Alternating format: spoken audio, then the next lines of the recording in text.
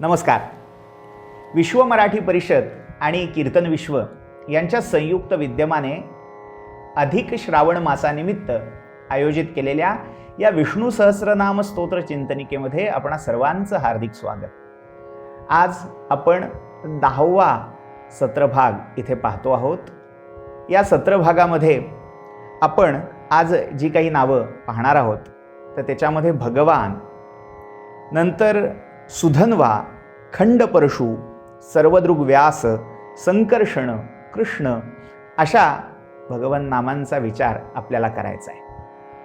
आपण जे अभिप्राय सूचना आम्हाला वेळोवेळी करता आहात ते सर्वच आमच्यासाठी अतिशय अमूल्य आहे आणि आमचा उत्साह वाढवणारे आहे. त्यामुळे कृपया असंच प्रेम करत राहा, असंच शेअर, लाईक आणि सबस्क्राईब करत राहा कीर्तन विश्व हा चॅनल. चला तर मग प्रारंभ करूया आजच्या सत्राला.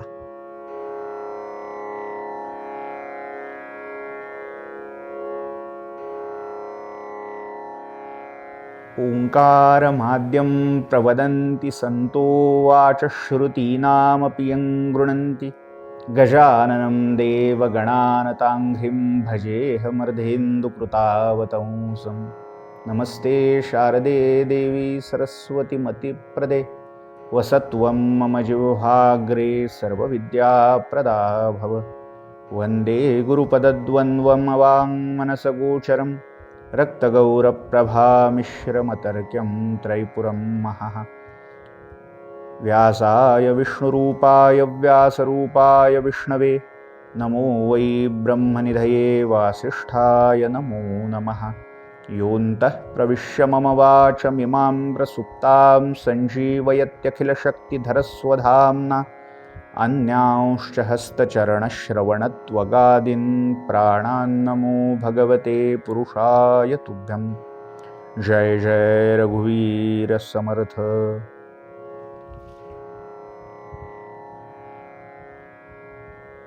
भगवंताच्या दिव्य सहस्रनामांपैकी आज प्रारंभी आपल्याला जे नाव पाहायचं आहे ते नाव आहे ओम गहनाय नमः. हे भगवंताला गहन किंवा लगतच गुप्त असंही नाव आलेलं आहे. जो गूढ, गुह, गहन, गुप्त या शब्दांनी सांगितलेला आहे तो परमात्मा खरंच समोर असूनही आपल्याला न जाणवण्याजोगा आहे. पदोपदी या परमात्म्याचा, या परमेश्वराचा आपल्याला प्रत्यय येत असतो. तो सहस्र नव्हे अनंत अशा रूपाने आपल्याला भेटत असतो, खुणावत असतो. मात्र मानवी दुर्भाग्य असं की तो त्या भगवंताला पाहू शकत नाही, ओळखू शकत नाही. त्यामुळे प्रकट असूनही गूढ, गहन असणाऱ्या परमात्म्याला अर्थातच गहन किंवा गुप्त याच नावाने इथे संबोधलं गेलं आहे. गहनः, गुप्तः असं त्या भगवंताला म्हणताय. अनेक युग हे ऋषी, महर्षी, तपस्वी, मुनी हे सगळे या भगवंताचा शोध घेत आहेत. कुठे बरं तो लपला असेल, कुठे तो दडला असेल. मग प्रत्येकाने आपापल्या अनुभवानुसार त्याचं एक एक ठिकाण सांगून ठेवलं. कोणी म्हणालं तो वैकुंठात आहे, कोणी म्हणालं तो श्वेतद्वीपात आहे, कोणी म्हणालं क्षीरसागरामध्ये आहे, कोणी म्हणालं नव्हे तर तो रविमंडलामध्ये, सूर्यमंडलामध्ये आहे, कोणी म्हणालं वृंदावन, अयोध्या, द्वारका, बद्रीनाथ, रामेश्वर अशा निरनिराळ्या तीर्थक्षेत्रांमध्ये तो आहे. तात्पर्य काय? अनेक भगवंताची निवासस्थानं ही सांगितली गेली. पण तरीही या सगळ्या ठिकाणी शोधूनही सगळ्यांनाच प्रत्येक वेळी तो परमात्मा मिळतो का? तर उत्तर नाही असं येतं. देवर्षी नारदांनी भगवंताला विचारलं, बाबा तू नक्की असतोस कुठे? तर भगवंत त्यांना सांगतायत की नाहं वसामि वैकुंठे योगिनाम हृदये रवौ मद्भक्ता यत्र गायन्ति तत्र तिष्ठामि नारद. मी योग्यांच्या हृदयात नाही, रविमंडलात नाही, वैकुंठ क्षीरसागर कुठे कुठे नाही. मी कुठे राहतो? मद्भक्ता यत्र गायन्ति, जिथे माझे भक्त माझ्या गुणनामांचं कीर्तन करतात तिथे मी राहतो, तिथे मी स्थित असतो. मात्र तिथेही सामान्य माणसाला प्रत्यक्ष प्रकट हा परमात्मा दिसतो का, असा प्रश्न आहे. अनेक ठिकाणी कथा, कीर्तन, प्रवचन, सत्संग हे सुरूच असतात. मात्र तिथे जाऊन तरी हा परमात्मा खरंच सगळ्यांना भेटतो का, असा प्रश्न शिल्लक राहतोच. त्यामुळे भगवंत कुठे आहे, तो कसा आहे, तर त्याचं एकमेव उत्तर तो गहन, गभीर, गुप्त, गूढ, गुह आहे. उपनिषदांनी त्याला, परमात्म्याला कुठे शोधावं याच्या दिशा सांगितल्या. कोणी सांगितलं, हृदयामध्ये जे दहराकाश आहे त्या दहराकाशामध्ये अंगुष्ठ मात्र पुरुषहा, अंगुष्ठ एखाद्याच्या अंगठ्या इतक्या आकृतीची जी ज्योती त्याच्या हृदयामध्ये प्रतिष्ठित आहे, तिथे तो दडलेला आहे. या सगळ्या विश्वामध्ये तो कसा दडलाय, तर या दुधामध्ये जसं लोणी असावं. तुकाराम महाराजांचा अभंग प्रसिद्ध आहे, देह देवाचे मंदिर, आत आत्मा परमेश्वर. जैसे दुधामध्ये लोणी तैसा देही चक्र पाणी. तो दुसरीकडे कुठे नाही, तो इथेच आहे. आज आत्ता ताबडतोब तुम्हाला त्याला भेटायची सोय आहे. नवे नवे तो तुम्हीच आहात. पण एवढं सगळं असूनही कवी म्हणतात तसं, तुझे आहे तुझ पाशी परी तू जागा चुकलासी. कुठे शोधिसी रामेश्वर, कुठे शोधिसी काशी, हृदयातील भगवंत राहिला हृदयातून उपाशी. अशी गत आहे. वेगवेगळ्या कवींनी वेगवेगळ्या या आपल्या काव्यपंक्तीतून हाच आशय व्यक्त केलेला आहे. आपण ऐकतो, गाणी गुणगुणतो, वा काय छान तत्वज्ञान सांगितलंय असं म्हणतो. मात्र जेव्हा अनुभव घ्यायची वेळ येते, जेव्हा त्याचा प्रत्यय घ्यायची वेळ येते, तेव्हा मात्र आपण मागे हटतो. आपली ती तयारी नसते. कारण तो जो आत दडलेला परमात्मा आहे, तो दडलेला परमात्मा बाहेर आणण्यासाठी जे प्रयत्न आवश्यक असतात ते करायची आमची तयारी नसते. आमची कुवत तितकी नसते. आम्ही कमी पडतो. त्यामुळे जे असे अपात्र आहेत त्यांच्यासाठी हा परमात्मा कायम गहनच राहतो. ऋग्वेदामध्ये नासदीय सूक्तामध्ये यदासीत गहनम गभीरम असं वर्णन करतात की सृष्टी कशी उत्पन्न झाली, कोण होतं सृष्टीच्या आरंभी, अनेक प्रश्न उपस्थित करून गहन गभीर अशा त्या परम शून्यावस्थेमध्ये, सद आणि असत याच्या पलीकडच्या त्या अवस्थेमध्ये तो एक प्रश्नचिन्ह रूपात असणारा, तो आहे का या रूपात, अपि अहम अस्मी या एका भावामध्ये प्रतिष्ठित असणारा तो परमात्मा आहे. त्या परमात्म्याला देखील स्वतःच्या रूपाची जिज्ञासा उत्पन्न झाली आहे. मी कसा आहे, मी कोण आहे. आपण मागच्या एका सत्रामध्ये बालमुकुंदाचं रूप पाहताना पाहिलं होतं. त्याची लीला आहे, अरे माझ्या पायाचा गोडवे इतके गायले जातात, त्याची गोडी आहे कशी, त्यालाच प्रश्न पडला. त्या नासदीय सूक्तामध्येच असं म्हटलंय, को अद्धा वेद यदि वा न वेद. तो परमात्मा जाणत असेल कदाचित, किंवा जाणतो का नाही तेही सांगता येणार नाही. कारण त्याचा महिमा, त्याचं महात्म्य हे इतकं विशाल आहे की तोही कदाचित स्वतःचं महात्म्य, स्वतःचा महिमा जाणत नसेल. एक दृष्टांत आठवतो. भगवान रामचंद्र जेव्हा लंका विजयासाठी निघाले तेव्हा सेतुबंधनाचं काम सुरू होतं. नल, नील, हनुमंत, अंगद असे सगळे वानरवीर मोठमोठ्या शिळा आणून त्याच्यावर राम नाम अंकित करून त्या शिळा समुद्रामध्ये टाकत होते. सेतुबंधन जोमाने सुरू होतं. आणि अशा वेळी रामाने विचार केला, अरे एवढे सगळे लोक शिळा टाकतायत, आपण पण एखादी शिळा टाकावी. म्हणून रामाने एक शिळा उचलली आणि सागरात टाकली, आणि काय आश्चर्य, ती शिळा बुडली. आता रामाना प्रश्न पडला, अरे हे एवढे वानरवीर शिळा टाकतायत पण त्या तरतायत, मी टाकलेली शिळा मात्र का बुडावी? हा प्रश्न त्यांच्या मनात आला. आणि तात्काळ रामदासाग्रणी हनुमंत समोर उभा राहिला.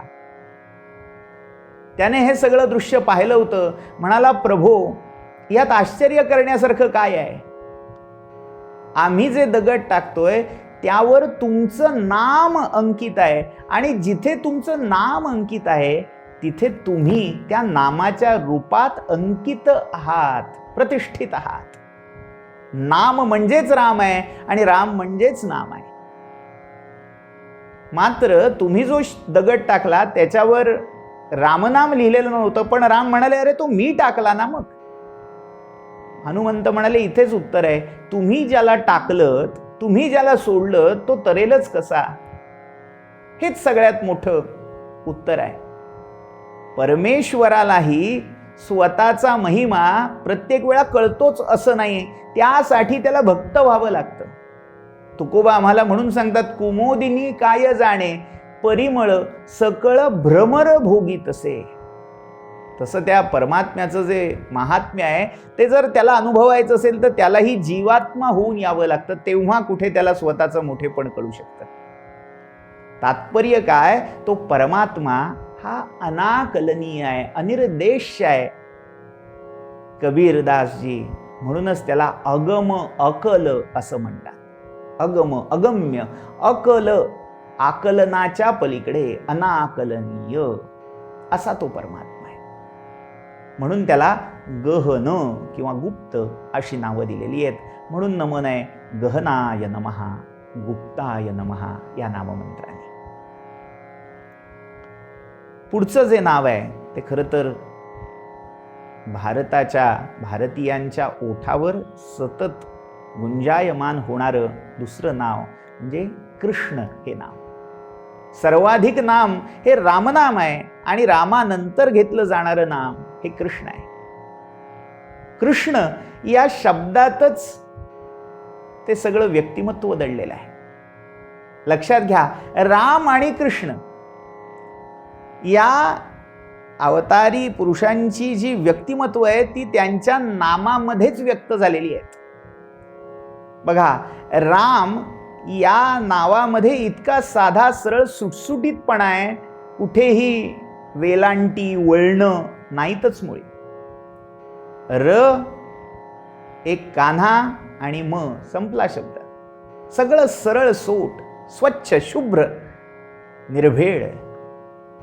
आणि याच्या उलट कृष्ण नाम पहा, एकही अक्षर धड नाही, सगळीकडे वक्रताच.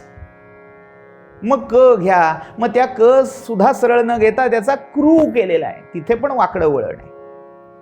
ष्ण घ्या, तेही ण अक्षरही धड नाही, तिथेही जोडाक्षर, आणि त्याच्यात पुन्हा श म्हणजे त्यात पोट फोड्या श हा आलेला आहे. म्हणजे रामचरित्र हे अक्षरशः सगळ्यांना उघडं, सगळ्यांना रमवणारं, सोपं, कळण्यासारखं चरित्र आहे. मात्र कृष्णाचं चरित्रच सगळं अनाकलनीय आहे. तिथे कोणत्याही कोणाच्याही तर्काची मात्रा चालण्यासारखी नाही. जे समाजात गुण म्हणून ओळखले जातात आणि दुर्गुण म्हणून ओळखले जातात, ते सगळे दुर्गुण, गुण त्याच्या ठाई आहेत नाहीत हा मुद्दा वेगळा, पण दुर्गुण जे ओळखले जातात ते हमखास त्याला लावले जातात.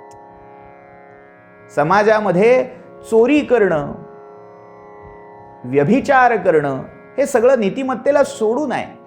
मात्र या भगवान श्रीकृष्णांना एका भक्ताने एका ठिकाणी चोर जार शिखामणी असं म्हटलेलं आहे. तर असं सगळं वक्रत्व या कृष्ण शब्दात साठलेलं असून देखील त्याची मोहिनी काही और आहे. कृश या धातूपासून कृष्ण हा शब्द तयार झालाय. कृश म्हणजे खेचणे, ओढणे, आकर्षून घेणे. कर्षती इति कृष्ण, जो खेचून घेतो, जो मोहून टाकतो, जो मोहन आहे तो कृष्ण आहे. ज्याच्या रूपाची, ज्याच्या गुणांची, ज्याच्या मुरलीची माधुरी स्थिरचराला वेडावून गेली तो कृष्ण आहे. पुन्हा जसं राम या नावाचे अनेक व्यक्ती, महापुरुष आपल्याला पुराण इतिहासात दिसतात, तसंच कृष्ण या नावाचा आहे. कृष्ण कोण कोण? तर कृष्ण हा परमात्मा विष्णू, यालाही कृष्ण म्हटलंय. कृष्णम नारायणम वंदे, कृष्णम वंदे व्रजप्रियम, कृष्णम द्वैपायनम वंदे, कृष्णम वंदे पृथासुतम. नारायणालाही कृष्ण म्हटलंय, परमात्मा नारायण कृष्ण, देवकी नंदन कृष्ण, कृष्ण द्वैपायन वेदव्यास हे पण कृष्णच, आणि पृथासुत अर्जुन मध्यम पांडव तोही कृष्णच. महाभारतात हे 3 कृष्ण आहेत. तर असं हे कृष्ण नाम निवृत्तीनाथ महाराज, ज्ञानेश्वर महाराज, सोपान महाराज हे आपल्या अनेक अभंगात सांगतात की ही कृष्ण नाम मुद्रा आम्हाला गहिनी रायांकडून गुरुमंत्राच्या रूपात प्राप्त झाली. ती मुद्रा जी आहे ती कृष्ण नाम मुद्रा आहे, लक्षात घ्या. कृष्ण या शब्दाचा अर्थ शब्दशः घेतला तर काळा, काळा कुट्ट, काळा कुळकुळीत असा होतो. ज्या रंगाची भीती भल्या भल्याना वाटते त्या रंगाने भल्या भल्याना वेळ लावलेला आहे. भागवतामध्ये 7व्या स्कंधात जेव्हा प्रल्हादाचं वर्णन शुकाचार्य करतात तेव्हा म्हणतात, कसा आहे तो प्रल्हाद? कृष्णग्रह गृहीत आत्मा. त्या प्रल्हादाला एका ग्रहाने पछाडलंय. ग्रह हा शब्द आपण अवकाशस्थ ज्योतिषपिंडांना वापरतो, मात्र ग्रह याचा अर्थ जे पछाडतं तत्व, त्यालाही ग्रह म्हटलेलं आहे. म्हणजे भूतपिशाच्यांची बाधा होते, जे जे मनुष्याला पछाडून टाकतात, पकडतात, धरतात, त्याची बुद्धी, त्याचा आचार विचार हा भ्रष्ट करून टाकतात, त्याला ग्रह अशी संज्ञा आहे. आयुर्वेदामध्ये ग्रह चिकित्सेवर स्वतंत्र प्रकरण दिलेलं आहे. ते ग्रह जर बऱ्या बोलाने वेगळ्या औषधाने निघत नसतील तर त्याच्यासाठी पुन्हा दैव व्यपाश्रय नावाची एक स्वतंत्र चिकित्सा सांगितलेली आहे. तुम्हाला वाटेल हे काय अंधश्रद्धेची गोष्टी आम्हाला सांगतायत, पण अनेकांचा हा अनुभव आहे. अशा ज्या पछाडणाऱ्या शक्ती आहेत त्यांना ग्रह असं म्हणतात. तर प्रल्हादाला अशा एका ग्रहाने पकडलंय, पछाडलंय. आणि हा ग्रह कोणता आहे? तर काळा ग्रह आहे, काळा कुळकुळीत ग्रह. म्हणून ते म्हणतात कृष्ण ग्रह गृहीत आत्मा. त्या काळ्या भूताने, काळ्या ग्रहाने ह्याला पछाडलंय. समर्थ रामदास जसं आपल्या आईला म्हणाले, जेव्हा समर्थ तपपूर्ती करून आपल्या मातेची भेट घ्यायला जांब गावी आले तेव्हा त्यांची माता तिची दृष्टी गेलेली आहे आणि ती हाताने चाचपून पाहतेय, हे काय आहे? असा का माझा नारोबा दिसतोय? दिसत तर नाहीये, पण वेशभूषा काहीतरी विचित्र वाटतेय. दाढी मिशा वाढल्या आहेत, जटा बहुतेक वाढल्या आहेत. आणि त्यावेळी त्या राणूबाई समर्थांना विचारतायत, अरे बाबा, काही भूताखेताची साधना करून एखादं भूत वश करून घेतलंस की काय? त्यामुळे समर्थ सांगतायत, होते वैकुंठाचे कोणी शिरे अयोध्या भुवनी. ते वैकुंठाच्या कोपऱ्यात असणारं अयोध्या भुवनी प्रविष्ट झालेलं लागे कौसल्येचे स्तनी, ते भूत लागले माये. ते हे भूत आहे. जे भूत हा शब्द खूप वेगळ्या अर्थी इथे वापरला जातोय. तसंच प्रल्हादाला भागवतकार जे सांगतायत, म्हणतायत, कृष्ण ग्रह गृहीतात्मा. हा काळा ग्रह आहे, गुलाम काळा संतांघरचा. हा काळा वर्णाने काळा आहे. आता कृष्ण जेव्हा आपण काळा असं म्हणून पाहतो, त्या काळेपणात सुद्धा एक विलक्षण आकर्षण आहे. हा काळा रंग खेचून घेतो. आपण आजच्या खगोलीय भौतिकशास्त्राचा विचार केला, ॲस्ट्रोफिजिक्स, तर त्यामध्येही अनेक आता नवीन नवीन तत्व शोधली जात आहेत. कृष्णविवर अशी एक संकल्पना त्यांनी सांगितली.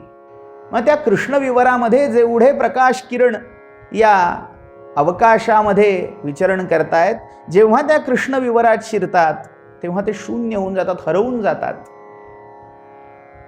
एक असा अभ्युपगम सगळ्या खगोल तज्ज्ञांनी मांडलेला आहे की जो ग्रह, जो तारा या कृष्णविवरात प्रवेश करेल, अस्तित्व गमावून बसेल. हे खगोलातलं जे कृष्णविवर आहे, तो बहुधा त्या कृष्णाचा गुणधर्म आहे. त्याच्या रूपाचा थांग घ्यायला जो कोणी त्याच्या जवळ जातो, त्याची उपासना करायला जो कोणी त्याच्या जवळ जातो, त्याचं अस्तित्वच संपून जातं.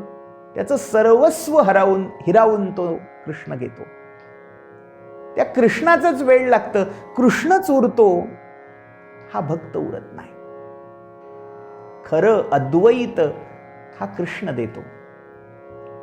त्या काळेपणाची ही मिराशी आहे की जो कोणी त्या काळ्याला, त्या कृष्णाला भजतो, तो उरतच नाही.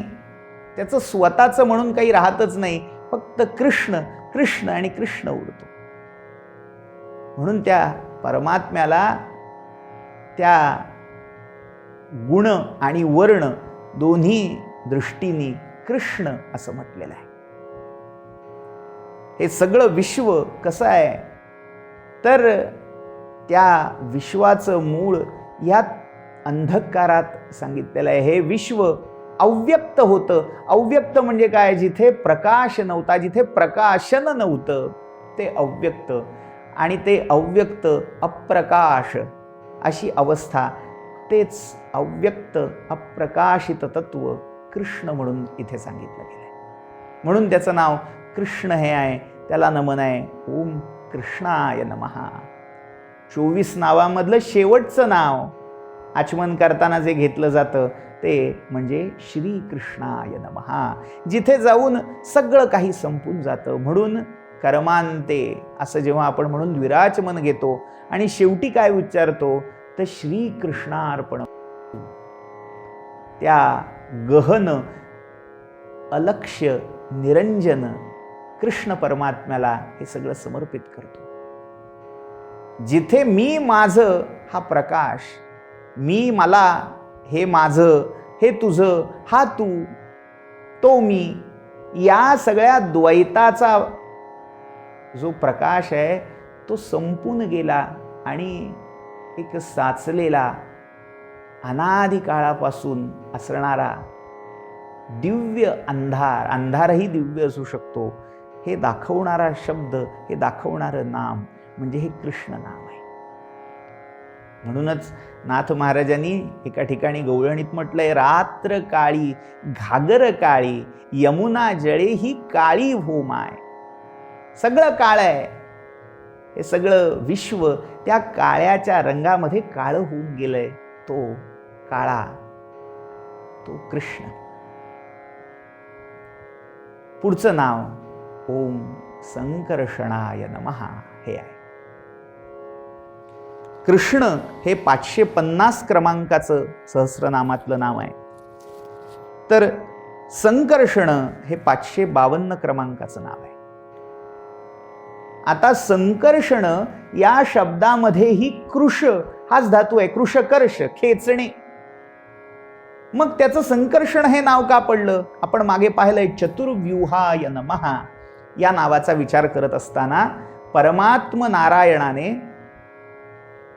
चतुर्व्यूह रूप धारण केलं. त्यामध्ये वासुदेव, संकर्षण, प्रद्युम्न आणि अनिरुद्ध अशा चातुरात्म्याने तो विश्वरूपात परिणत झाला. परमात्मा वासुदेव, जीवात्मा संकर्षण, मन म्हणजे प्रद्युम्न आणि अनिरुद्ध म्हणजे अहंकार. त्यातला जीवात्म्याचं प्रतीक असणारा हा संकर्षण व्यूह आहे, म्हणून संकर्षण हे त्याचं नाव आहे. या संकर्षण रूपाठाई बल आणि ज्ञान किंवा बल आणि वैराग्य ह्या गुणांचा उत्कर्ष आहे. या संकर्षणाचं आणखीन एक महात्म्य म्हणजे हा या सगळ्या वैष्णव धर्माचा आदी प्रवर्तक आहे, ज्ञानदाता आहे. म्हणून शिवरूप हे संकर्षणात्मक मानलं गेलंय.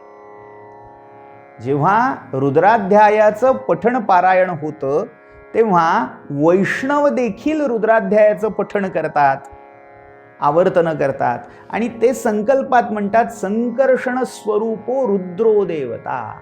हा रुद्र कसा आहे तर तो संकर्षण स्वरूप आहे. त्या कृष्ण या नावामध्ये जे तामस, तम, तिमिर हे तत्व होतं ते तिमिर तत्व या संकर्षण या शब्दामध्ये व्यक्त झालेलं आहे. संकर्षण याचा कृष्ण चरित्रातल्या व्यक्तीशी संबंध बलराम याच्याशी आहे. बलरामाशी संकर्षण हे नाव जोडलं गेलेलं आहे. मात्र बलराम हा देखील मुळात त्या भगवंताचाच, परमात्म्याचाच अवतार आहे. आपल्याला असं अनेक लोककथांमधून, काही ग्रंथांमधून सांगितलं जातं, काही धारावाहिक, सिरियल्स याही आम्हाला सांगतात की राम म्हणजे विष्णू आणि लक्ष्मण म्हणजे शेष, कृष्ण म्हणजे विष्णू आणि बलराम म्हणजे शेष, अशा कथा आम्हाला सांगितल्या जातात. मात्र हे मूळ दोन्ही अवतार भगवान विष्णूंचेच आहेत. भगवान विष्णूच जेव्हा चतुरात्म्य रूपात म्हणजे वासुदेव, संकर्षण, प्रद्युम्न आणि अनिरुद्ध या रूपात प्रकट झाले, त्याच 4 रूपांपासून राम, लक्ष्मण, भरत आणि शत्रुघ्न ही रूप प्रकट झाली. वासुदेव हा राम आहे, संकर्षण हा लक्ष्मण आहे, प्रद्युम्न हा भरत आहे आणि अनिरुद्ध हा शत्रुघ्न आहे. कृष्णावतारामध्ये कृष्ण हा वासुदेव आहे, बलराम हा संकर्षण आहे, प्रद्युम्न म्हणजे कृष्णपुत्र हा प्रद्युम्नाचा व्यूह अवतार आहे आणि अनिरुद्ध जो कृष्णाचा नातू आहे तो त्या अनिरुद्ध व्यूहापासून उत्पन्न झालेला आहे. मुळात शेष हा शेषनाग देखील त्या भगवंताचीच विभूती आहे. म्हणून आपण धरणीधर, महीधर ही नावं पाहिली तेव्हा त्याचा आपण विचार केला होता. भगवंताला आपल्या शरीरावर, आपल्या कुंडलावर, कुंडल या शब्दाचा अर्थ इथे नागाचं वेटोळं असाही घेता येतो.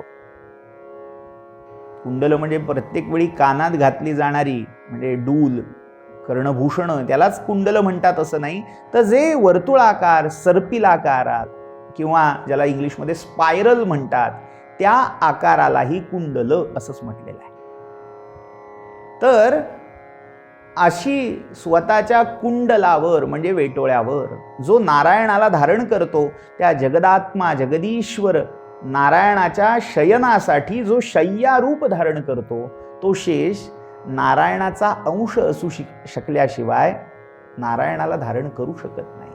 जसं वैकुंठ आहे, जसा गरुड आहे, तसाच शेष आहे जो नारायणाचीच विभूती आहे, नारायणाचाच अंश आहे. त्यामुळे बलराम हा जरी शेषाचा अवतार मानला तरीही तो प्रत्यक्ष नारायणाचाच अंशावतार आहे, संकर्षण व्यूहाचा अवतार आहे. भागवतामध्ये आणि अर्थात महाभारतामध्ये दोन्हीकडे ही कथा येते. जेव्हा भूभार हरण करावा यासाठी पृथ्वी सहित ब्रह्मा, हर आणि सगळ्या देवता क्षीरसागरामध्ये प्रार्थना करायला गेल्या, त्यावेळी नारायणाने आपले 2 केश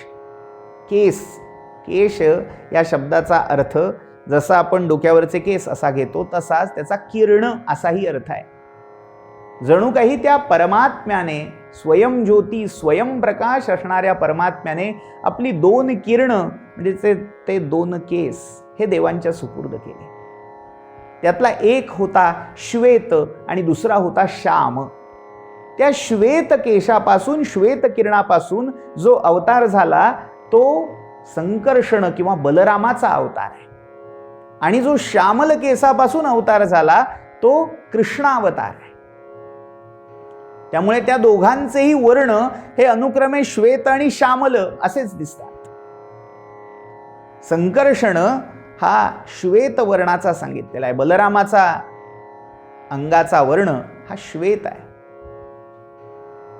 एखाद्या शुभ्र हिमाच्छादित शिखराप्रमाणे किंवा कैलास पर्वताप्रमाणे हा बलराम उभा आहे असं वर्णन भागवतात येतं. मग त्याला संकर्षण अशी संज्ञा का पडली? मुळात त्या संकर्षण व्यूहाचा अंश अवतार म्हणून तो संकर्षण आहे, पण त्याचा जन्म पण संकर्षण क्रियेतून झालेला आहे. म्हणजे नेमकं काय तर झालं असं, कंसाला जेव्हा आकाशवाणीद्वारे कळलं की आपल्या प्रिय भगिनी देवकीच्या गर्भातून उत्पन्न होणारा 8वा मुलगा हा आपला काळ ठरणार आहे, त्यावेळी देवकी आणि वसुदेव उभयताना त्याने कारावासात टाकले. एक एक करून ही जन्माला आलेली मुलं वसुदेव कंसाच्या समोर नेई आणि हा कंस त्या पुत्रांना मारून टाकायचा. असं करता करता 6 मुलं ही मारून संपवली. ही का संपवली त्याच्या मागचीही काही कारणं आहेत. आपण यथाकाली पुढच्या एका नामनिर्वचनाच्या वेळी ती कथाही आपण पाहणारच आहोत. मुळात कंस हा कुठेतरी असा विचार करत होता की 8वा मुलगा मला मारणार आहे, बाकीच्या मुलांना मारायला नको. त्यामुळे पहिल्यांदा याने पहिल्या मुलाला अभय दिलेलं, मात्र नारदानी येऊन उलटा मंत्र शिकवला. 8वा देवांची गणना ही माणसापेक्षा विलक्षण असते. तू अग्रक्रमाने म्हणजे वरून असेंडिंग आणि डिसेंडिंग अशा दोन्ही पद्धतीने मोजून बघ, कुठलाही मुलगा 8वा असू शकतो. वरून मोज नाही तर खालून मोज. त्या अशा उपदेशामुळे कंस बिथरला आणि एक एक करत अशी 6 मुलं अनुक्रमे या कंसाने मारली. आता झालं असं की 7व्या वेळी देवकी गर्भवती राहिली, मात्र या गर्भाचीही स्थिती ह्या 6प्रमाणेच होणार का अशी चिंता तिला सतावायला लागली. आणि तिने परमात्म्याची प्रार्थना मनोमन आरंभली की माझ्या बालकाचं रक्षण कर. त्यावेळी भगवंतानी आपल्या योगमायेला पाचारण केलं आणि योगमायेला सांगितलं, माझं तेजोधाम संकर्षण रूपामध्ये या देवकीच्या गर्भामध्ये प्रविष्ट झालेला आहे. मात्र यालाही कंस काही दगा करेल म्हणून तू योग्य वेळी याचं आकर्षण करून वसुदेवाची जी दुसरी पत्नी आहे, जिचं नाव रोहिणी आहे, तिच्या गर्भामध्ये याची स्थापना कर.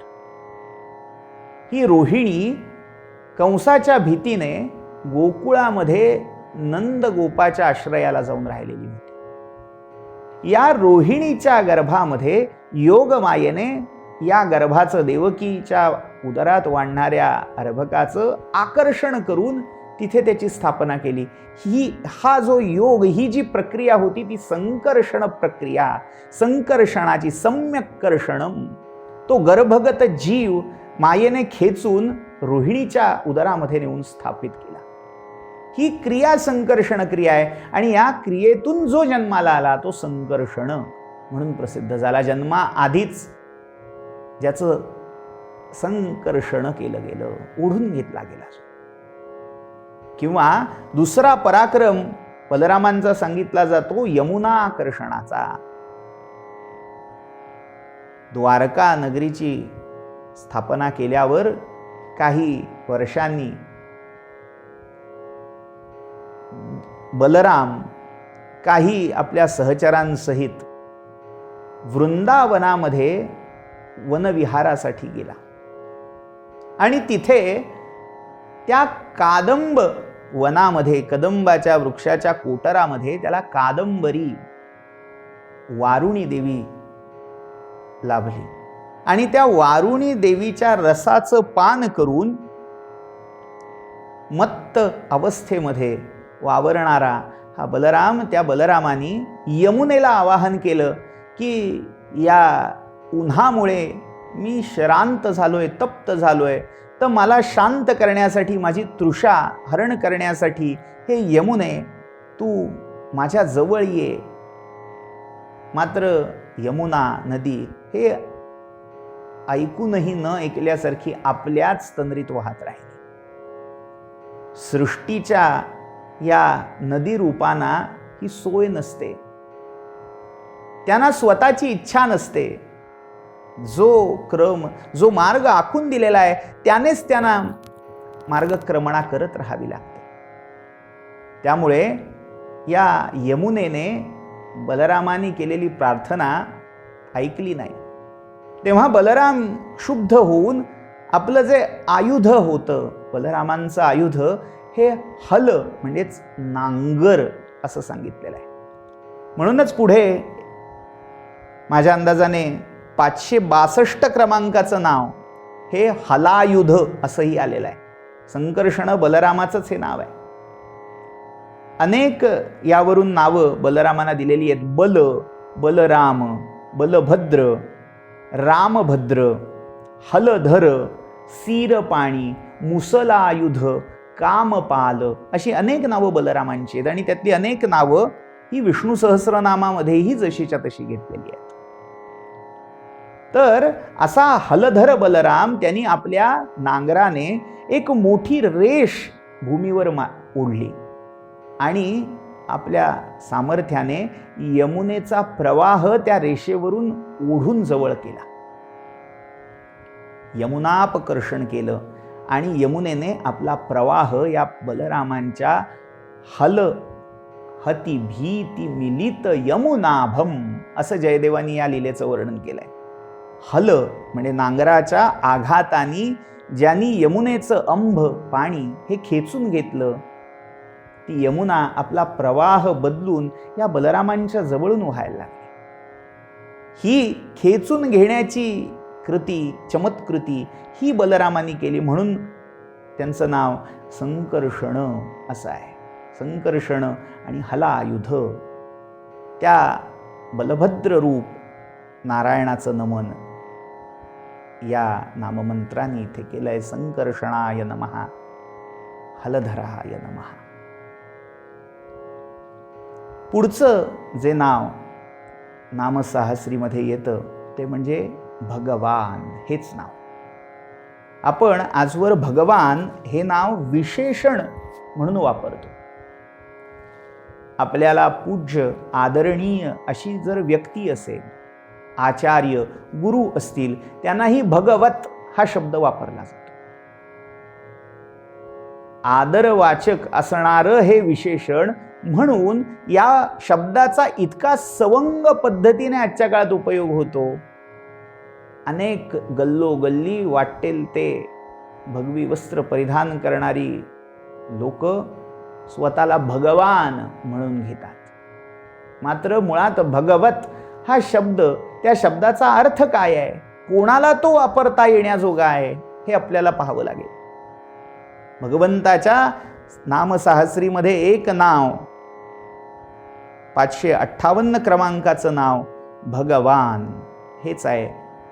त्याचं चतुर्थ्यंत रूप भगवते असं आहे. म्हणून ओम भगवते नमः.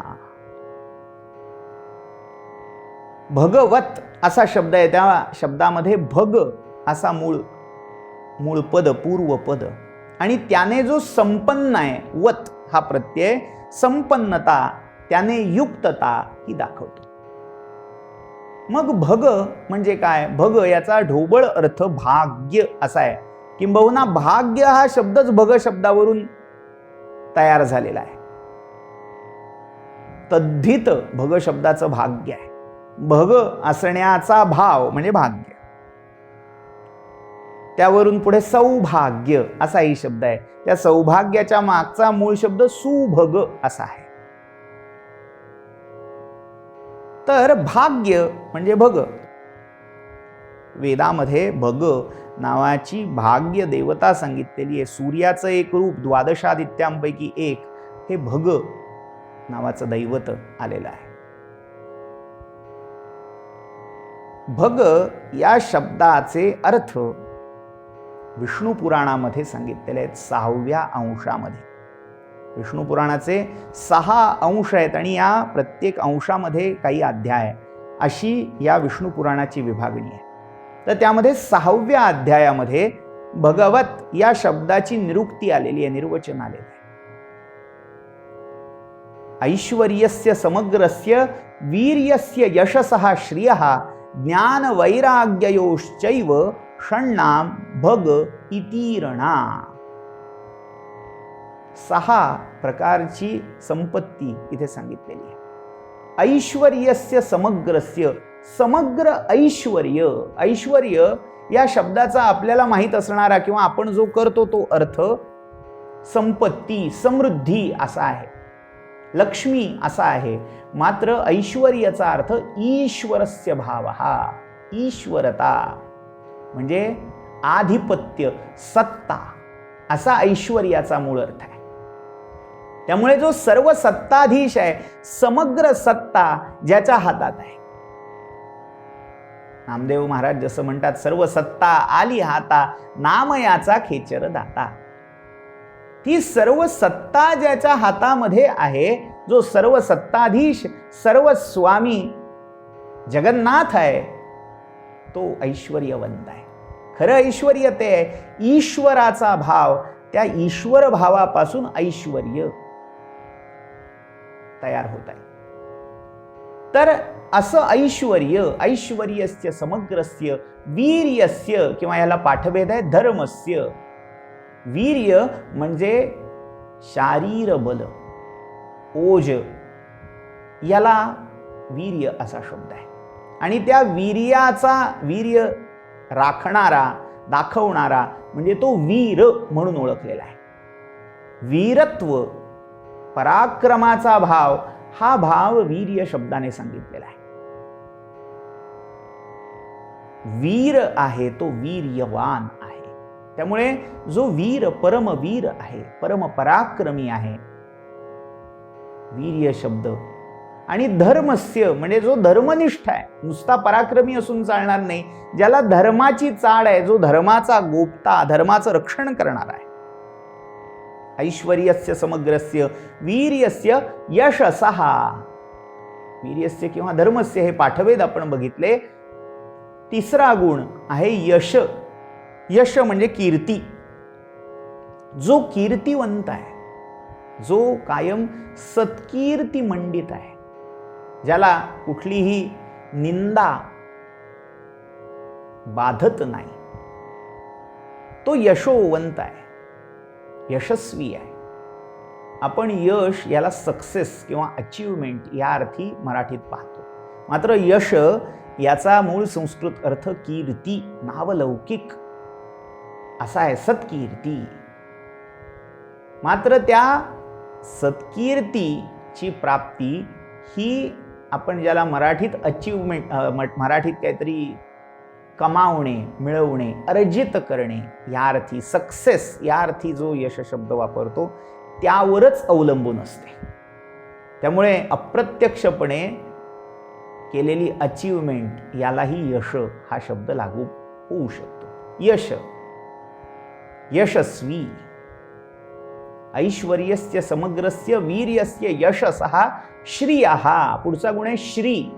याच्यावर आपण स्वतंत्रपणे पुन्हा विचार करणारच आहोत. पण श्री म्हणजे ऐश्वर्य या शब्दाने जो मगाशी आपण अर्थ पाहिला होता मूळ प्रचलित, समृद्धी, संपत्ती, शोभा, मूल्य, तेज असे अनेक अर्थ या श्री शब्दाचे आहेत. ती श्री ज्ञान वैराग्ययोश्चैव, ज्ञान, पूर्ण ज्ञान, आत्मज्ञान आणि वैराग्य एवढं सगळं असून कशातही न गुंतणं, न अडकणं हे वैराग्य आहे. पद्मपत्रमिवांभसा, कमळाचं दल जसं चिखलामध्ये पाण्यामध्ये राहूनही त्याने लिप्त होत नाही, तसं सगळ्यात राहून पुन्हा अलिप्त असणं, कशातही न गुंतणं, गुंतुनी गुंत्यात सारा पाय माझा मोकळा, रंगुनी रंगात साऱ्या रंग माझा वेगळा, तसं राहणं म्हणजे ते वैराग्य आहे.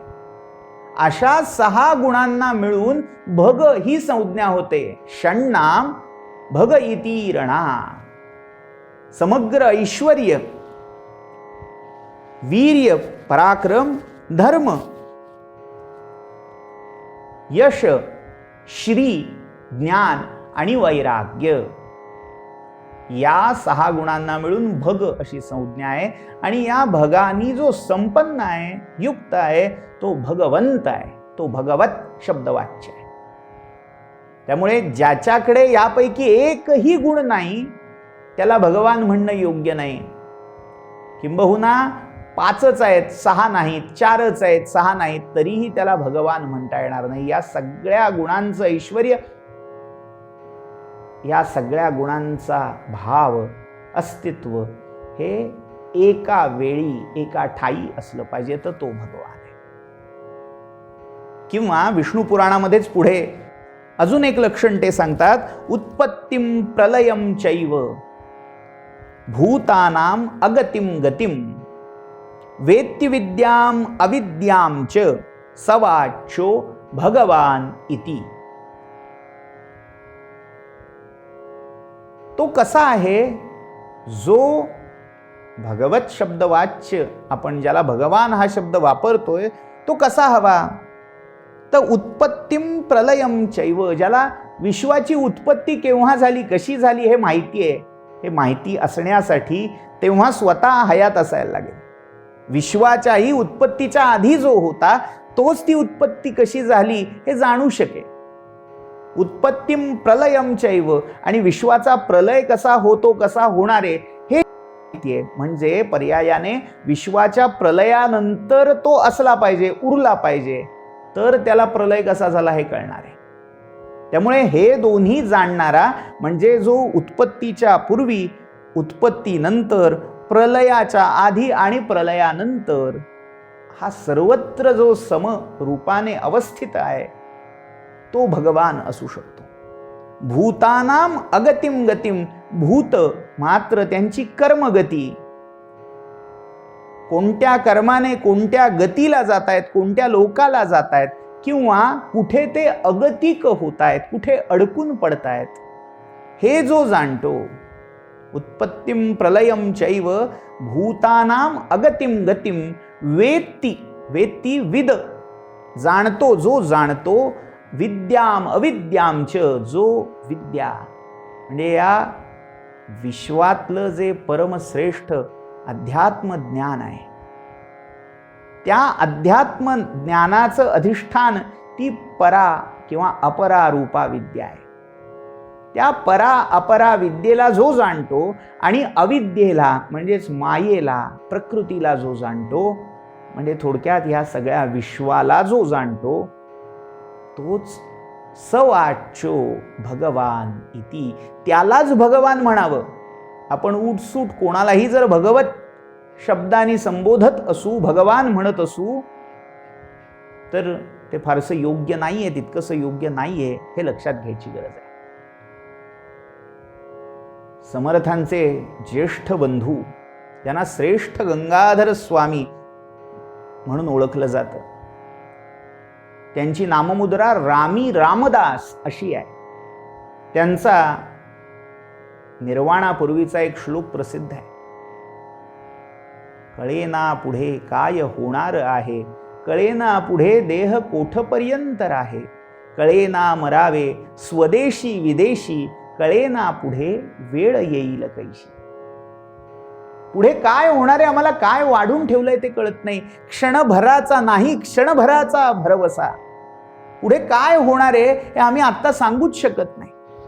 आम्ही भले इकडे पंचवार्षिक दशवार्षिक योजना आखू, अनेक उपक्रम आम्ही ठरवून ठेवू, पण आत्ता जो श्वास माझ्या नासापुटातून बाहेर पडला तो पुन्हा माझ्या हृदयात संचारणार आहे का?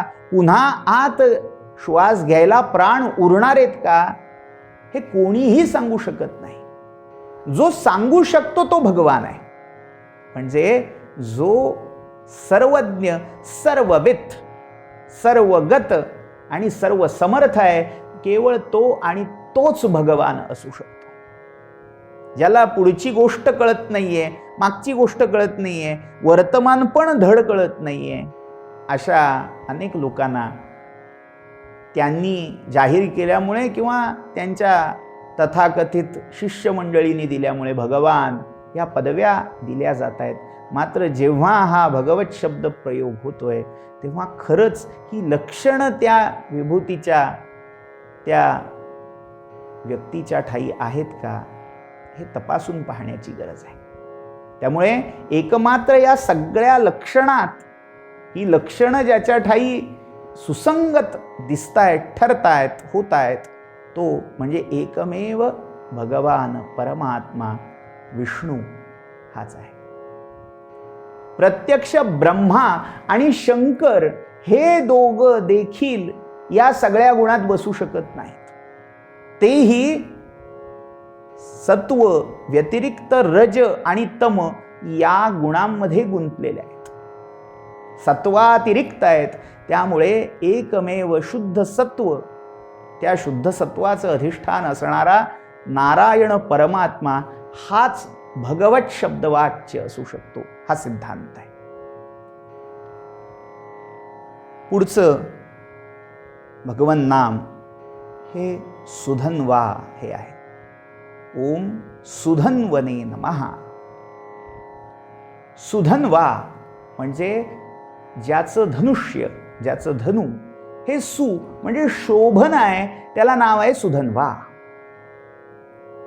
भगवंतानी हातामध्ये शारंग नावाचं उत्कृष्ट धनुष्य धारण केलेलं आहे. रामायणामध्ये बालकांडात कथा येते. भगवान परशुराम ज्यावेळी प्रभू रामचंद्रांना भेटायला येतात तेव्हा त्यांनी सांगितलेली ही कथा आहे. तुलसी रामायणानुसार आपल्या सगळ्यांना प्रसंग हा माहिती असतो की जनकाच्या राजसभेमध्ये धनुर्भंग झाला. शिवधनुष्याचा भंग झाल्यावर परशुराम तात्काळ तिथे प्रकट झाले आणि तिथे मोठी वादावादी झाली. मात्र मूळ वाल्मिकी रामायणामधला प्रसंग थोडा वेगळा आहे. जनक राजसभेमध्ये धनुर्भंग झाल्यावर वरमालेचा विधी झाला. जानकीने राघवाला वरलं. त्यानंतर सगळा विवाह सोहळा पार पडला आणि त्यानंतर विवाह सोहळा पार पाडून वरात जेव्हा अयोध्येकडे पुन्हा जायला निघाली तेव्हा वाटेत भगवान परशुराम आलेले आहेत. आणि त्यावेळी भगवान परशुराम रामाला सांगतायत की हे रामचंद्रा, तू जे धनुष्य भग्न केलंस ते आधीच गतसत्व होतं. ते भगवान शंकरांचं धनुष्य प्राचीन काळी विश्वकर्म्याने ब्रह्मदेवांच्या सांगण्यावरून 2 धनुष्य घडवली. विश्वकर्मा हा देवांचा शिल्पी आहे, देवांचा आदि कारागीर आहे. त्याने ही 2 धनुष्य, दिव्य धनुष्य प्रकट केली. त्यातलं एक धनुष्य हे वैष्णव धनुष्य आहे आणि दुसरं आजगव या नावाने प्रसिद्ध असणारं शिवधनुष्य आहे. त्यापैकी आजगव हे धनुष्य शंकरांना अर्पण केलं आणि शारंग हे धनुष्य विष्णूंना अर्पण केलं. आता या धनुष्यांच्या वाटपानंतर देवानी हरिहरामध्ये कलह लावला श्रेष्ठत्वाच्या वादावर. युद्ध पेटलं, कोणी कोणाला हार जाईना. तेव्हा एका अशा कठोर प्रसंगी भगवान विष्णूंच्या एका केवळ हुंकाराने भगवान विष्णूंच्या एका केवळ उच्छ्वासामुळे शिवांचं धनुष्य आजगव हे खिळखिळ झालं, त्याची प्रत्यंचा सैल झाली आणि तेव्हा चिडून शिवानी ते धनुष्य टाकून दिलं. ते टाकलेलं धनुष्य जनक राजाच्या विदेह राजांच्या कुलपरंपरेने आपल्याकडे बाळगलं, सांभाळलं, त्याची पूजा केली, त्याची निगा राखली आणि पुढे मग जो धनुर्याग झाला त्यावेळी रामाने ते भग्न केलं. त्यामुळे परशुराम सांगतायत की आधीच भगवान विष्णूंच्या हुंकाराने खिळखिळ झालेलं ते शिवधनुष्य मोडलंस, यात काही फार पराक्रम मानायची गरज नाही.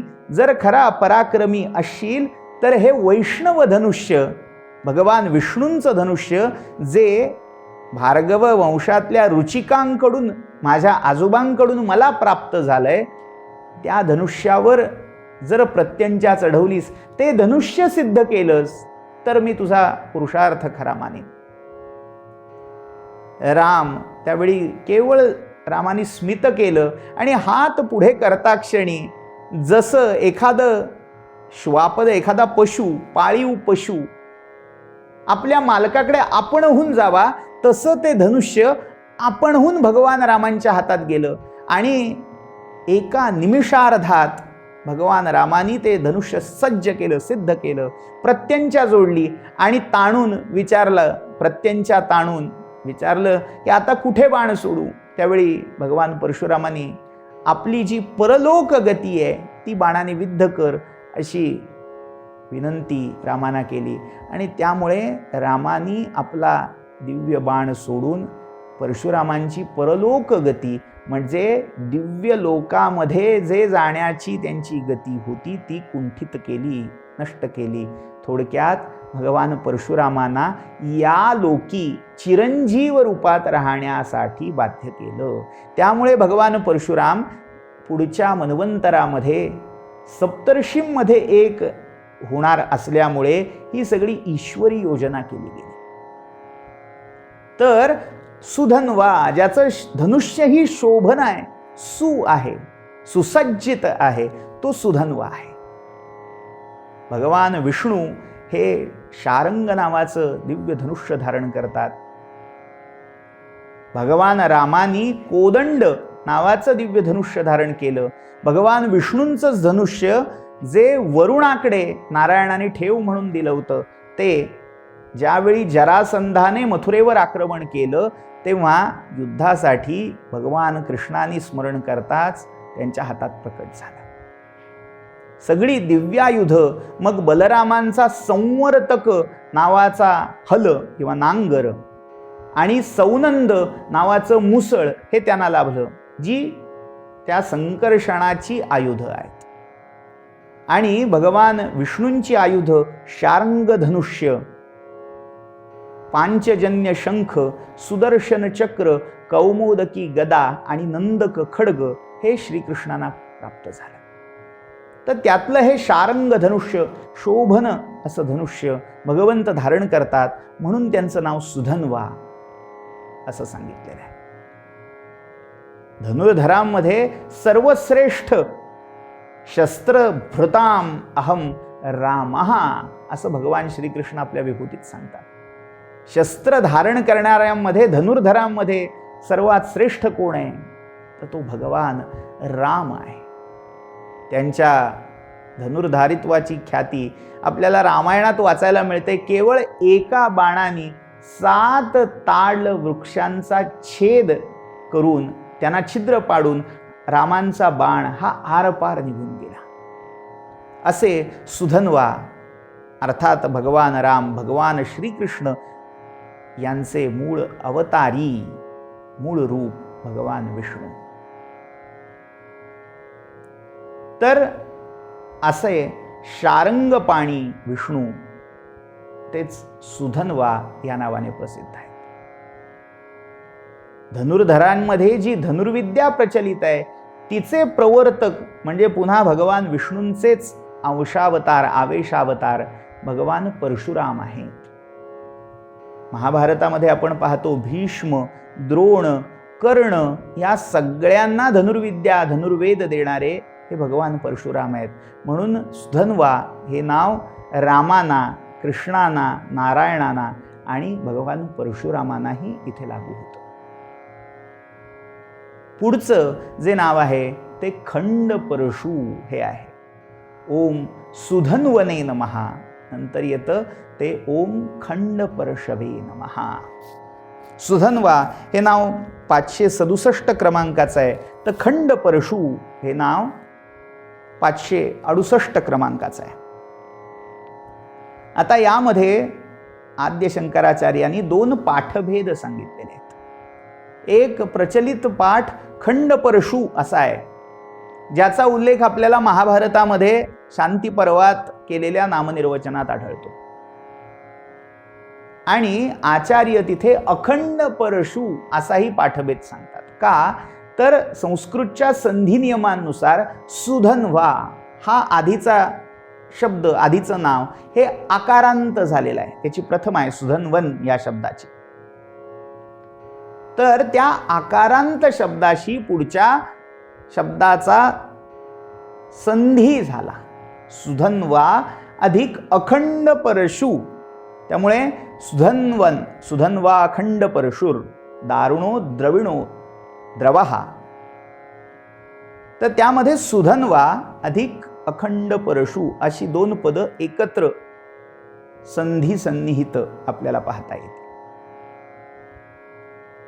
अखंड परशु का, ज्यांचा परशु कधी खंडित झाला नाही, ज्याची धार कधी कमी झाली नाही, अखंडित असणारा, अक्षुण्ण असणारा, ज्या परशुचा पराभव कधीही झाला नाही असा परशु, म्हणून त्याला अखंड परशु. भगवान परशुरामांचा परशु तिग्मधार असा हा परशु. त्याला काही ठिकाणी अमित्रजित असं नाव दिलेलं आहे, काही ठिकाणी अपरांतक असंही म्हटलेलं आहे. मात्र या दोन्ही शब्दांचा प्रयोग अन्य अर्थीही झालेला असू शकतो. भार्गव चरित्र जे ब्रह्मांड पुराणात आलेलं आहे त्यामध्ये हे 2 शब्द येतात. अस्त्रांना, शस्त्रांना, आयुधांना नामकरण करण्याची पद्धत फार जुनी होती. त्या कल्पनेतून अशी नावं ही योजलेली आपल्याला दिसतात. मुख्य मुद्दा असा की हा परशु जो अखंड राहिला, कधी खंडित झाला नाही, कधी थांबला नाही, कधी कुंठित झाला नाही. प्रत्यक्ष अपराध केलेल्या आपल्या मातेच्या कंठावर चालताना देखील तो कुठे कुंठित झाला नाही, म्हणून तो अखंड परशु आहे. प्रत्यक्ष विघ्नहर्त्या शिवांचा द्वाररक्षक पद स्वीकारलेल्या विनायकाच्या, गजाननाच्या दंतावर चालताना देखील हा परशु कुंठित झाला नाही. आणि त्या परशुच्या आघाताने विनायकाचा एक दात भग्न झालेला आहे, म्हणून विनायकाला एकदंत अशी संज्ञा मिळालेली आहे. प्रत्यक्ष विघ्नहर्त्याचा दंतच्छेद करण्याचं सामर्थ्य त्या परशुमध्ये आहे, म्हणून तो अखंड परशु आहे. मग खंड परशु या नावाची व्युत्पत्ती काय, तर खंडयती परशुरस्य, ज्याचा परशु हा भल्या भल्या राजांचं, क्षत्रियांचं मानमर्दन करता झाला, त्यांचा मान खंडित करता झाला, तो खंड परशु. उन्मत्त झालेल्या राजसत्तांना उलथून टाकण्याचं काम, निर्मूल करण्याचं काम भगवान परशुरामांनी केलं. आणि ते एकदा नव्हे तर 21 वेळा केलं. अनेक लोक याच्यावरही शंका घेतात की एकदा निक्षत्रिय केल्यावर पुन्हा क्षत्रिय झालेच कसे उत्पन्न. उत्तर साधं सोपं आहे की परशुरामांनी निक्षत्रिय करायची म्हणून दिसेल त्या क्षत्रियावर शस्त्र चालवलं नाही. जे उन्मत्त राजसत्तांध झालेले राजे होते त्यांच्यावरच फक्त आपला शस्त्र प्रयोग केला. जे निरपराध किंवा बाल अवस्थेमध्ये असणारे, अबोध अवस्थेमध्ये असणारे क्षत्रिय होते ते त्यातून वटावले. आणि जेव्हा त्यांचं रक्षण करून अन्य कोणी त्यांचं पालन पोषण शिक्षण केलं आणि जेव्हा ते जाणते झाले तेव्हा पुन्हा हा क्षत्रिय वंश वाढला. असं एक नव्हे तर 21 वेळा क्षत्रियांचं मानमर्दन मानखंडन या परशुद्वारे परशुरामांनी केलं. म्हणून ते मानखंडन करणारा परशु धारण करणारे म्हणून ते खंड परशु या नावाने ओळखले गेले. अजून एक कथा आपल्याला शांती पर्वामध्ये महाभारताच्या आढळते, ती म्हणजे रुद्र आणि नरनारायण यांच्या कलहाची. दक्ष यज्ञामध्ये रुद्रांनी दक्षाचा यज्ञ पूर्ण उद्ध्वस्त केला, दक्षाचा शिरच्छेद केला आणि क्षुब्ध झालेले रुद्र हे संचार करीत हिमालयाच्या एका शिखरावर येऊन दाखल झाले. आणि त्या शिखरावर नर आणि नारायण हे भगवंताचे अवतार आधीच तप करत होते. आणि तिथे येऊन रुद्राने या नरनारायणांशी युद्ध मांडले. नारायण हे ध्यानमग्न होते तर नर हा रुद्रांशी लढायला लागला, युद्ध करायला लागला. त्यावेळी या नरनारायणांकडे कोणतंही आयुध शस्त्र नव्हतं. तेव्हा ईशिका स्तंभ म्हणजे दर्भाचा एक प्रकार किंवा गवताचा एक प्रकार, त्या ईशिका स्तंभांना आपल्या संकल्पाने परशु म्हणून त्यांनी आकार दिला आणि त्या ईशिका स्तंभाचा परशु करून त्या परशुने शिवावर आघात या नर ऋषींनी केला. रुद्रावर केलेल्या आघातामध्ये रुद्राला काही इजा झाली नाही, मात्र तो ईशिकेने उत्पन्न केलेला परशु मात्र खंडित झाला. म्हणून ज्याचा परशु रुद्रावर खंडित झाला त्याचं नाव खंड परशु असं शांती पर्वात सांगितलं गेलं. म्हणून खंड परशवे नमः असंही त्या भगवंताचं नाव सांगितलं जातं किंवा अखंड परशवे नमः असंही नाव सांगितलं जातं. हा रुद्र आणि नरनारायणांचा संग्राम फार काळ लांबला नाही. या संग्रामामुळे अख्खं विश्व क्षुब्ध व्हायला लागलं. त्यामुळे सर्व देवांनी या दोघांच्या युद्धात मध्यस्थी केली आणि ते युद्ध तिथेच स्थगित केलं गेलं, युद्धविराम झाला. तात्पर्य काय तर अखंड परशु किंवा खंड परशु अशी ही या भगवंताची नावं इथून रूढ झाली. म्हणून अखंड परशवे नमः खंड परशवे नमः या नाममंत्राने ते स्तवन इथे झालं. पुढचं जे नाव आहे ते 572 क्रमांकाचं नाव सर्वदृग्व्यासः. आता इथे एका पाठभेदानुसार सर्वदृक् आणि व्यास हे दोन शब्द वेगवेगळे केलेले आहेत, दोन नावं वेगळी गणलेली आहेत. मी काही ठिकाणी ही दोन्ही एकत्रित नामं मानलेली आहेत. तर सर्वदृक् याचा अर्थ सर्व काही पाहणारे, ज्यांच्या नजरेपासून कोणतीही गोष्ट चुकली नाही, राहिली नाही, ते सर्वदृक् सर्वद्रष्टा असे. भगवंत परमात्मा नारायण हा सर्वदृक् आहे. आपण आधीच पाहिलेलं आहे की तो सगळ्यांच्या अंतरंगामध्ये राहून जे जे कर्म जो जीव करतो त्या कर्माला जाणणारा आहे, तो कृतज्ञ आहे. त्यामुळे हे जे नाव आहे सर्वदृक् हे भगवंताला नुसतं घेतलं तरी लागू होणार आहे. मात्र सर्वदृग् व्यास असं एकत्रित नाव आपण जेव्हा स्वीकारतोय तेव्हा सर्वदृग् ही व्यासांना दिलेली उपाधी किंवा व्यासांचं विशेषण म्हणून आपल्याला लक्षात घ्यावी लागेल. व्यास हा साक्षात नारायणांचा अवतार मानलेला आहे. आपण प्रारंभी जेव्हा वंदन करतो तेव्हा हेच म्हणतो, व्यासाय विष्णू रूपाय व्यास रूपाय विष्णवे नमो वै ब्रह्मनिधये वासिष्ठाय नमो नमः. ओ लक्षात घ्या, अनंत अशा वेदराशींचा एकत्र संग्रह करून 4 विभागांमध्ये ऋक् यजुस् साम आणि अथर्व अशा 4 शाखांमध्ये त्याचं विभाजन करण्याचं काम हे परमात्मा नारायणाशिवाय दुसरं कोण करू शकणार. त्यामुळे भगवान नारायणांच्याच अंशातून प्रकट झालेले व्यास हे काम त्यांनी पूर्ण केलं. म्हणूनच त्यांना वेदव्यास ही उपाधी दिली गेली.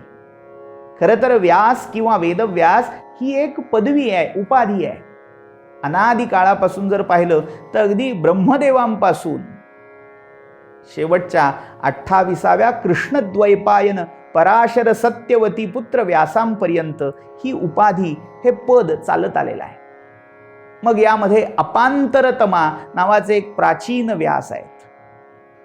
वसिष्ठ, पराशर हे महर्षी देखील व्यास पदवीवर आरूढ झालेले आहेत. आणि आपल्या सगळ्यांच्या परिचयाचे सत्यवती आणि पराशर यांचे नंदन कृष्णद्वैपायन, ज्यांचा जन्म यमुनेच्या द्वीपावर झाला, कृष्णा म्हणजे यमुना या संदर्भात, तर त्या कृष्णेच्या द्वीपावर जे जन्माला आले किंवा ज्यांचा वर्णच मुळात सावळा काळा असा होता, म्हणून त्यांचं नाव कृष्ण किंवा कृष्णद्वैपायन असं रूढ झालं. द्वीपावर जन्माला आले म्हणून द्वैपायन, वर्ण सावळा म्हणून कृष्ण किंवा यमुना कृष्णा हिच्या द्वीपामध्ये जन्माला आले म्हणून एकत्रित कृष्णद्वैपायन. ते व्यास ज्यांनी 18 महापुराणांची मूल संहिता आपल्या रोमहर्षण शिष्याला प्रदान केली. महाभारत जो ज्ञानाचा प्रदीप मानला जातो, प्रज्वालितो ज्ञानमय प्रदीप असंच त्याच्याबद्दल म्हणतात, ते महाभारत 5वा वेद, त्याला कार्ष्णवेद अशीच संज्ञा आहे, तो उत्पन्न केला असे भगवान वेदव्यास. व्यास हे त्रिकालद्रष्टे होते. महाभारतामध्ये सगळा महाभारताचा इत्थंभूत वृत्तांत व्यासानी आपल्या आश्रमात राहून पाहिला होता. नव्हे त्यांनी स्वतः केवळ पाहिला नाही, तर धृतराष्ट्राला दिव्यदृष्टी देऊ केली. म्हणाले, तुला पाहायचं असेल युद्ध तर ही दिव्यदृष्टी घे.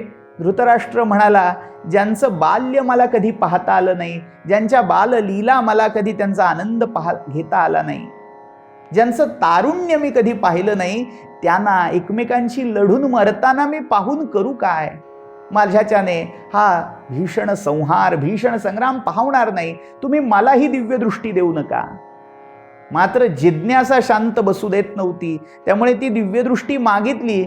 मात्र कोणासाठी? आपला जो सारथी होता आणि सल्लागार होता, त्या संजयासाठी ती दिव्यदृष्टी मागून घेतली. म्हणजे मला पाहणार नाही, याला जे मला पाहता येणार नाही ते पाहू दे. काही वाईट विपरीत परिणाम झाला, दुःख झालं तर ते त्याला होऊ दे, मला होऊ नये. असा हा काहीसा स्वार्थांध झालेला, मुळात जन्मांध असून ज्याची विवेक दृष्टीही ह्या स्वार्थादी विकारांमुळे धूसर झाली, असा हा प्रज्ञाचक्षू म्हणावा का प्रज्ञांध म्हणावा असा धृतराष्ट्र.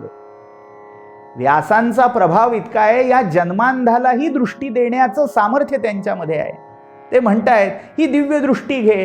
धृतराष्ट्र मागे हटला, तेव्हा संजयाला ती दिव्य दृष्टी दिली आणि संजयाने त्या दिव्य दृष्टीने पूर्ण महाभारत पाहिलं. आता आपल्याला जसं त्या सिरियल्समध्ये दाखवलं जातं, त्या राजसभेमध्ये धृतराष्ट्रासमोर बसल्या बसल्या लाईव्ह टेलिकास्ट पाहिलं, असं मात्र मूळ महाभारतात नाही.